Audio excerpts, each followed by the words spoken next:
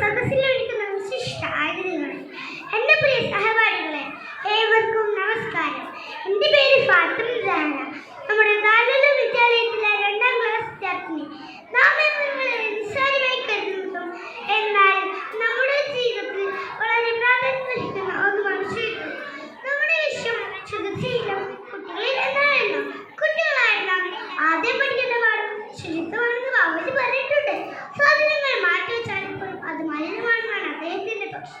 വ്യക്തി ശുചിത്വം എല്ലാ കുട്ടികളും നിർബന്ധമായി പാലിക്കേണ്ടതാണ്. ശരീരശുദ്ധി വരുത്തുന്നവൻ മനസ്സിനായി ശുദ്ധമാക്കുന്നു എന്നാണ് ഗാന്ധിജി പറഞ്ഞിട്ടുള്ളത്. നാം രാവിലെ എഴുന്നേറ്റുടനെ നിർബന്ധമായും പല്ല് തേക്കുകയും കുളിക്കുകയും വൃത്തിയുള്ള വസ്ത്രം ധരിക്കുകയും വേണം. ഇത് നമ്മുടെ ശരീരത്തിന് ആരോഗ്യവും മനസ്സിന് ഉന്മേഷവും നൽകും. അതുപോലെ തന്നെ ഭക്ഷണം കഴിക്കുന്നതിന് മുൻപും ശേഷവും കൈകൾ നന്നായി കഴുകാനും മറക്കരുത്. പരിസ്ഥിതി